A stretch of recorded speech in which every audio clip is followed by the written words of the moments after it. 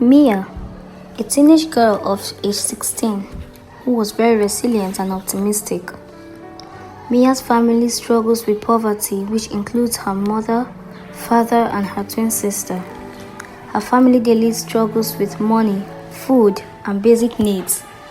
But she had so much love towards her family and she was very determined despite her illness. Mia was in the living room humming, which was what she usually does whenever she wants to communicate with God. She continued as her twin sister, Aliyah, walked in, looking almost irritated. "What is this thing you keep doing every day? Do you think God's ever going to hear our prayers? You've been blind since birth and you still are, and all you do is thank God." "One who has left us to suffer," Aliyah said in anger, but Mia told her to trust God and trust the process. "Maybe that's how you continue to be in this state if you don't stop this madness," Aliyah said in anger. And immediately, Mrs. Yusuf, who is their mother, cautioned her to be quiet and told her to listen to Mia and trust God. "God speaks to her," she concluded. "But Mama, don't you see it? It hurts me to watch my own twin blind. Every day he will answer, but still no solution. We barely have food to eat. We barely have clothes to wear. So why hasn't he done anything yet? We even have too many debts to pay. How about now? Let's be sincere to ourselves," she said, as her father, Mr. Yusuf, walked in sadly. Then Mrs. Yusuf turned to him and asked him a question. "What's the problem?" Then Mrs. Yusuf turned to him and asked him what the problem was. So he told them the landlord met him on his way home and told him they have only 2 weeks left to pack out. Mrs. Yusuf got shocked and became worried also, which made Aliyah more angry. "You see what I said? He's never coming for us," she said and walked out. Mr. Yusuf then turned to his wife, Mrs. Yusuf, and asked what the matter was with Aliyah. But Mrs. Yusuf asked him to ignore her. "We have other things to discuss." She then turned to Mia. "Mia, we'll be coming shortly. If you need anything, don't hesitate to call me, please." Mia said okay. Then Mr. and Mrs. Yusuf left the living room and Mia continued to pray. The next day, it was evening and Aliyah was back from school already. Mia couldn't go to school because of her health condition. That evening, Aliyah was explaining what she was taught in school to Mia. "Do you have any more questions?" she asked her sister. "No sis, everything seems clearer. Thank you so much." Aliyah told her about how she spoke to God and apologized for her rude behavior and her doubts towards God. "That's lovely," Mia said to her. "Oh, by the way, I think someone's at the door." Immediately, Aliyah rushed to the door, happy, thinking it was some destiny helper, until she opened it and met the landlord, who was really angry and gave her an envelope. "This is for your father," he said. Then Mrs. Yusuf walked in and asked her, "Who was that?" She said to her, "It was the landlord. He said this is for Dad." Then Mrs. Yusuf got really sad about the letter she received.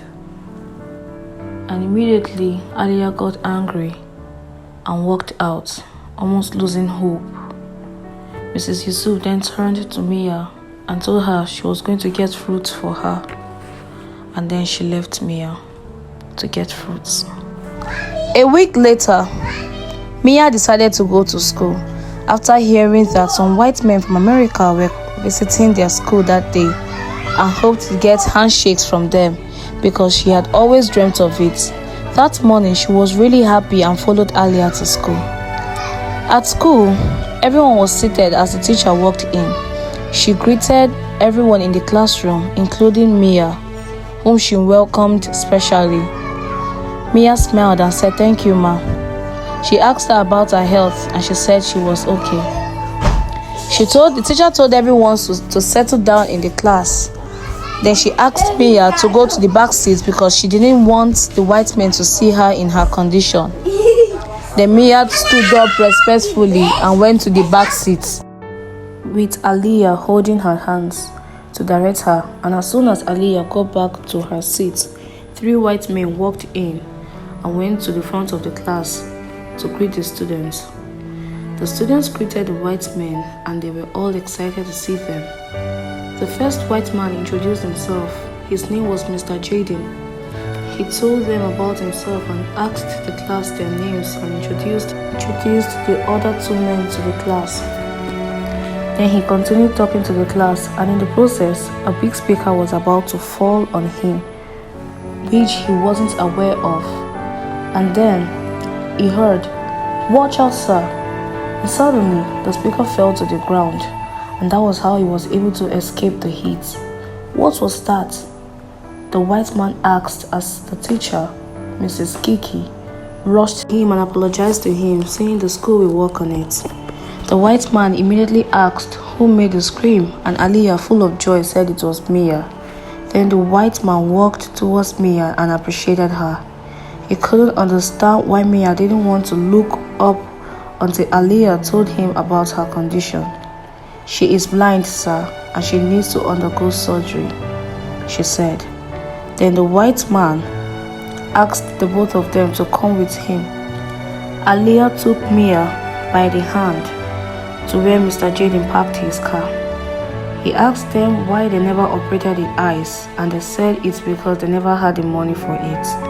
So out of gratitude, he gave them a check of 80 million naira, and they were full of joy. They thanked him, and he hugged Mia and thanked her for saving his life. "By the way, how did you know the speaker was going to fall on me?" Then Mia told him that God told her, and he was really grateful, and he thanked her again. Then he hugged Mia and drove off. Aliyah got so happy and hugged her sister.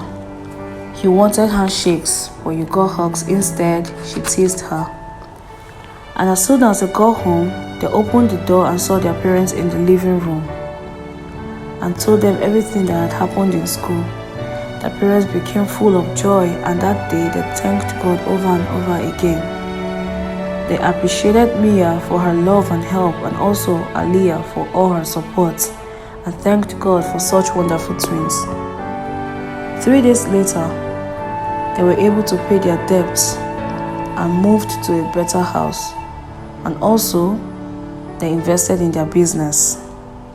And after 3 months, Mia's operation was successful and she was able to see for the first time in her life. And the family was full of joy and excitement. And that was how God used a blind girl to save her home.